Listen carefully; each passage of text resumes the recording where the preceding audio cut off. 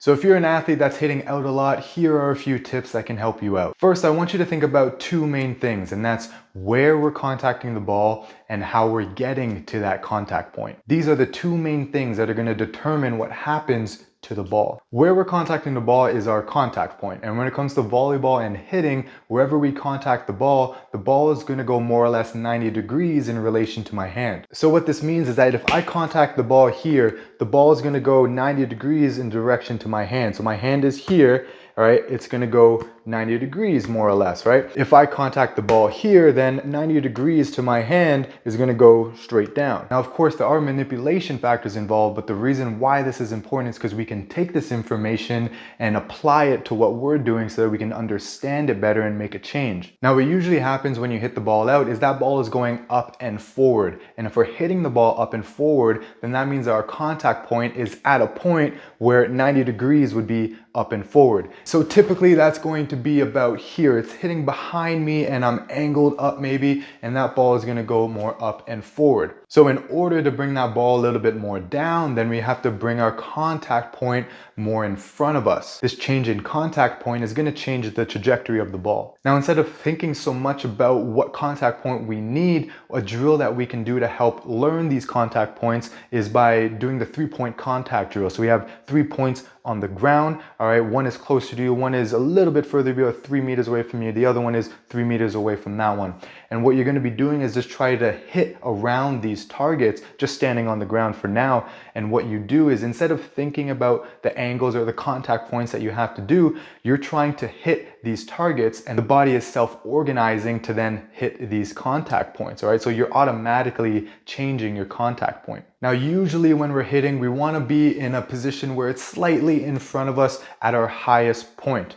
All right, this is our goal position, and whenever we're attacking, we want to try to get to this goal position. Now, of course, it's going to change depending on what we want to do with the ball or the situation, but this is more or less the goal position where you're going to be hitting the majority of the balls. Now, another reason why you can be hitting out is because you're not hitting it accurately, all right? In order for these contact points to work, we need to be able to actually make good contact with the ball. So something like the accuracy drill can be good, where you're just holding the ball up and getting a visual of what it's like to hit in that goal position. Then you can practice it in your standing spikes or some light hits, just making sure you're getting that full contact and you're in your goal position there. Now, another reason why you could be hitting the ball out is because of your approach, all right? So if you're approaching too soon, then you're gonna get jammed at the net, and you're probably gonna be jumping back or contacting the ball in the position where it's behind you, all right? And then you're gonna shoot the ball up and forward. So what we need to do is delay our approach, or at least adjust our approach depending on the set, so that we can time it and still be explosive and contact the ball in that goal position,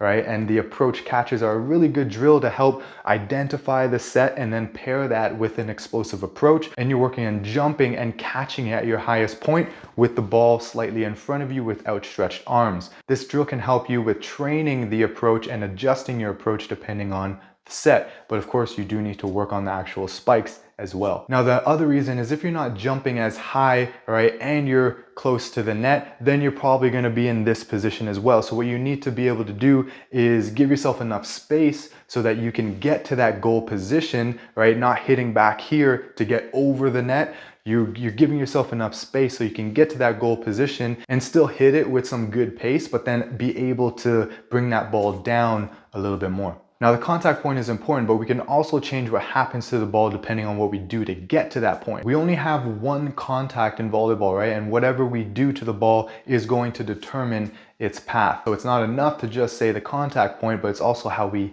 get to that contact point. So if I wanted to contact the ball here, all right, if I come at the ball like this, then it's going to bring the ball over there to the side. Now I can get to that same contact point, but going like this. And if I go like this, then it's going to change what happens to the ball.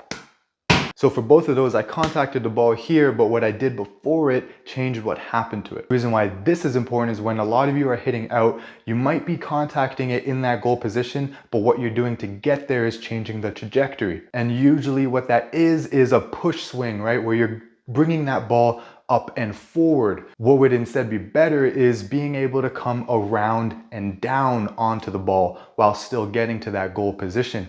Even if we're trying to hit the ball deeper, right, we still want to come around and down because we eventually want to bring that ball down. This is changing the direction that we put force into the ball, and it's going to change the trajectory of the ball as well. Now, of course, there are other parts to the spiking sequence like the hips and the torso rotation, but when it comes to the arm, we want to try to bring that arm around and down on the ball. Now, one of the easiest way that we can practice this is just by visualizing the spike and just doing some shadow spikes. So we don't even need a ball for this. You're just going to practice the movement nice and slowly and get a feel for what it's like to bring that arm around and down. You can attach a band as well to help you with that patient arm as well. Sometimes athletes want to bring that elbow forward and then come up like that as well. So it can help you keep a patient arm when you're bringing that arm around and down. Then the other thing you can do is throws. So you're practicing that movement, but you're applying it with a little bit more force, and you're releasing the ball at the contact point just to give you more of a feeling of what it's like to use that pattern in force without actually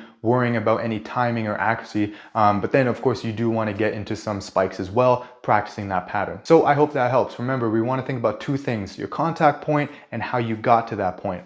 Hope this helps. I'll see you guys next time.